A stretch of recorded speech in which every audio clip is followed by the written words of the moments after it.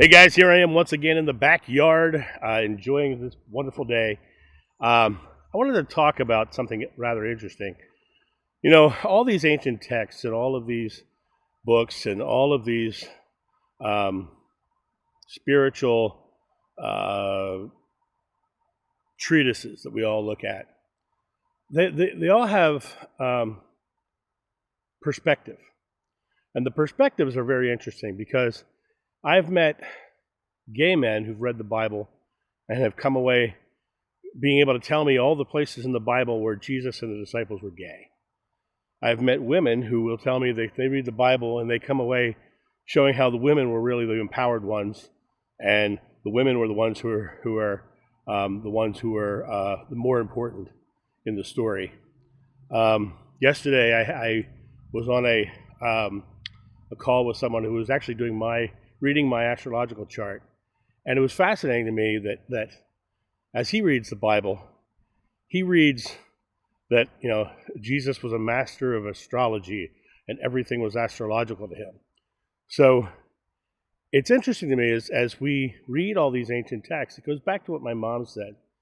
Spirituality is a personal journey, and each person, as they read these texts, are looking at these texts through their own filters, through their own desire for what they're supposed to mean.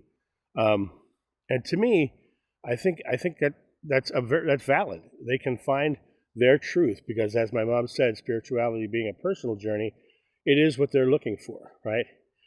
I have found, for me personally, it's stripping away everything that isn't loving, right? The words to me are not important. The love is important. So when I look at the words and I see him say, calling Peter the rock. One person thinks the rock is the planet Earth, right? And some people think the rock is an astrological sign, and some people think the rock is the actual meaning of the name Peter. So you find very different interpretations through all of it. So I often say it's a trip we have to unpack for. And the reason I believe that, and it is my belief, the reason I believe that is because when I look at all of the ancient texts with only the filter of love, there's this pattern that I see personally. And it is, that's what I'm looking for. I'm looking for love in those texts. And I see a pattern of love that is simple and easy. And when I see something that convolutes love or is directly opposed to love, then I believe that's of the mind of man. And so understand, as you're reading these texts, you're reading through your own filter. And you're reading through what you're looking for. And the concept of finding exactly what you want in those texts, it is valid because you're going to find exactly what you want in those texts because spirituality is a personal journey. And if you're looking for it, you will find it. You will find exactly what you're looking for. And that to me is important because of the fact you come to realize that the search that you're on is the search that you've chosen.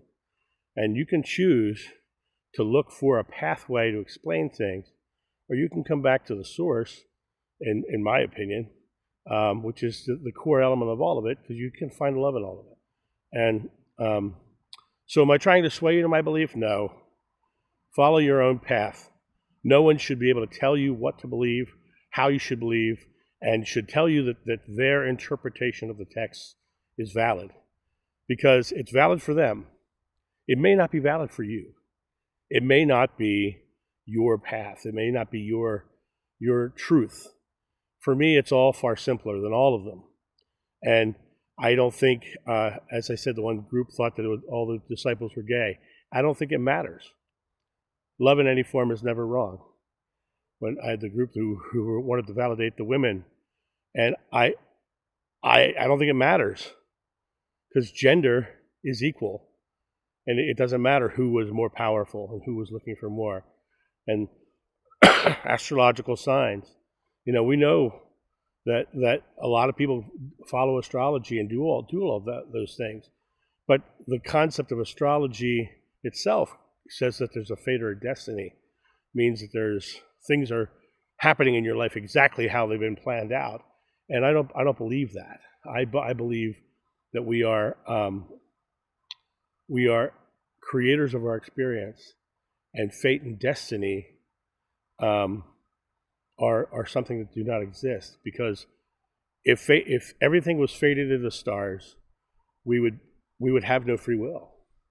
We would be doing, and then people will say, well, the reason your decisions were made because the stars said they were. No, I don't believe it. It doesn't fit for me. For somebody else, it totally will. For somebody else, it totally will. But for me, I am a creator of my experience. It has worked very well for me. I've done amazing things in my life. I've experienced amazing things. I've experienced great love.